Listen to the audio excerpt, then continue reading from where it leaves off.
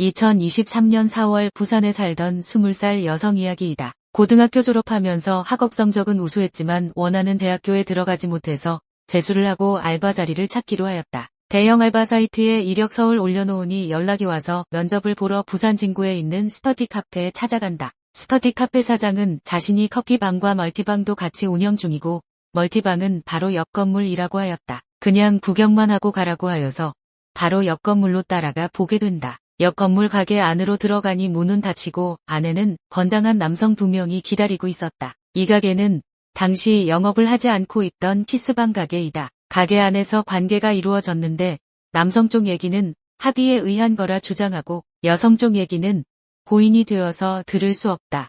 증거도 찾을 수 없다. 이후 여성은 병원을 다녀와서 자신이 헤르페스 E형이라는 성병이 생겼다는 것을 알게 되고 아파트에서 투신하여 세상을 떼게 된다. 헤르페스 E형은 입술 주위 포진이며 E형은 성기 주변 포진으로 잠복기는 평생이며 접촉이 있을 시에 옮겨지게 된다. 당시 그녀의 핸드폰은 초기화되어 있었으며 대학에 떨어진 것이 원인이라 생각하게 되었다. 이후 장례식에 찾아온 친구들이 3일간 자리하면서 그녀의 사촌 오빠에게 얘기하게 되고 사촌 오빠가 부모에게 얘기하고 부모가 조사 요청을 해서 조사가 이루어졌다. 그녀는 알바 사건 이후 한 달 뒤 병원 검사 결과를 본 뒤 친구에게 얘기했었다고 한다. 사촌 언니는 이후 사연을 알리고 제보를 기다리니 스터디 카페에서 면접 보고 옆 건물로 끌려갔었다는 얘기 등 30건 넘게 제보가 들어왔다. 다른 제보에 따르면 스터디 사장은 성매매업소에 여성을 소개하며 돈 받는 일을 하는 거라고 한다. 옆 건물 키스방 주소지를 온라인 쇼핑몰 업체라고 구인 광고에 올린 사실도 발견되었다. 이들은 미성년자 2명 포함 6건의 성매매 알선 및 성폭행이 있었던 사실이 발견되었으나 스터디 사장만 구속되고 나머지 2명은 불구속되었다. 증거도 없고 사실을 알 수 없기 때문이다. 이처럼 피해자가 고인이 되어버리면 사건이 있었는지도 모르고 증거 확보도 너무 어렵다. 마지막으로 알바 사이트에 안심번호라고 해서 내 번호가 알려지지 않는다고 했는데 사실은 반은 맞고 반은 틀리다. 최초로 안심번호로 문자나 전화가 왔을 때는 내 번호를 상대가 알 수 없지만 업체가 언제 면접을 보겠냐는 등 질문을 하는 문자를 보낸 뒤 이를 보고 내가 답장을 하는 순간에는 안심번호가 아니라 내 번호로 상대방에게 가는 것이다. 사회가 발전하는 만큼 범죄 지능도 발전하는 것이니 항상 관심을 가지시길 바랍니다. 천 봉춘동 놀이터에서 초등학생 2학년 여자아이 2명이 놀고 있었다. 조금 더 놀고 싶었던 한 아이는 엄마에게 전화하고 싶어서 근처에 있던 한 아줌마에게 핸드폰 좀 빌려달라고 하였다. 이에 여성은 지금 핸드폰 배터리가 없는데 우리 집이 바로 앞에 있는 아파트니 같이 집에 가서 전화하게 해줄게 따라오라 하였다.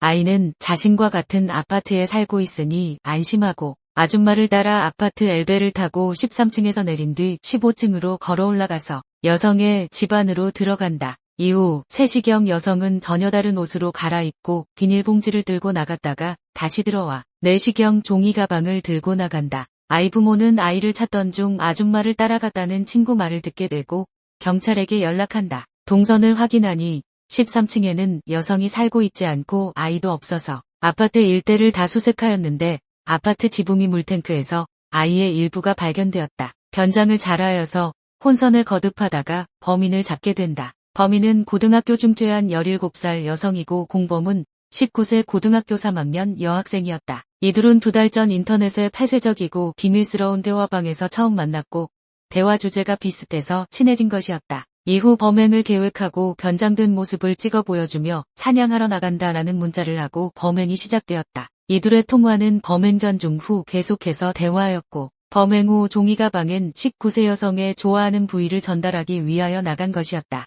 17세 여성이 체포된 이후 둘의 핸드폰은 대화 내용과 문자를 모두 삭제하였는데 핸드폰 포렌식을 하면서 범행 후 말을 맞춘 것까지 모두 밝혀지게 된다. 그러나 아직도 찾지 못한 부분은 끝내 말을 하지 않고 있다. 이 둘은 심신미약과 정신질환을 주장하며 선처를 호소하였다. 이처럼 주변에도 정신환자가 있을 수 있음을 항상 기억해야겠습니다.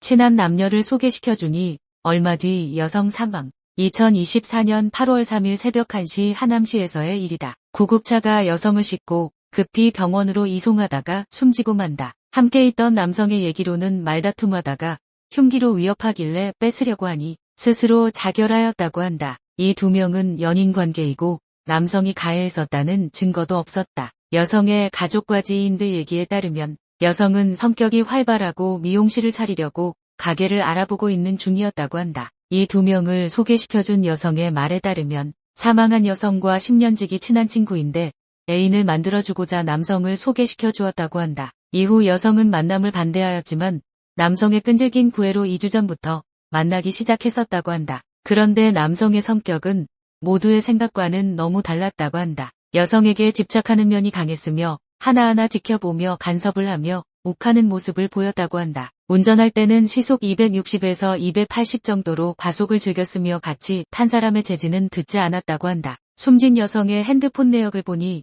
이틀 전에 이별을 통보하였으며 사망 당일은 다른 남성과 긴 통화를 하였다는 이유로 말싸움이 벌어진 뒤 만남이 있었고 이후 남성의 집으로 같이 들어간 뒤 사고가 난 것이었다. 그리고 목격자도 없고 증거도 없다. 이후 국과수 부검 결과에 따르면 흉기의 깊이가 한 번에 여성이 가할 수 있는 힘의 정도가 아니라고 나오면서 남성을 긴급 체포하였는데 체포 당시 남성은 음주운전 중이었다고 한다. 검찰은 유족과의 용서를 구하지도 않았다는 점을 참작하여 무기징역과 전자발찌 30년을 구형하고 판결을 기다리고 있다. 이에 남성의 부모 측은 억울함을 호소하며 성격이 욱한다는 진술을 한 여성에게 전화하여 그런 말 한 것 때문에 남성이 억울하게 갇힌 것이라고 말하였다고 한다. 제가 전에 알고 지내던 오래된 지인이 있었는데 그는 그냥 일반 사람들과 지낼 때는 평범한 성격이었는데 여성과 사귄 뒤 여성과 둘이 있게 되면 성격이 완전 바뀌어진다는 얘기를 들어왔다. 내가 아는 어떤 사람의 성격이 진짜가 아닐 수 있다는 점을 기억해야겠습니다. 좋아요, 구독 부탁드립니다.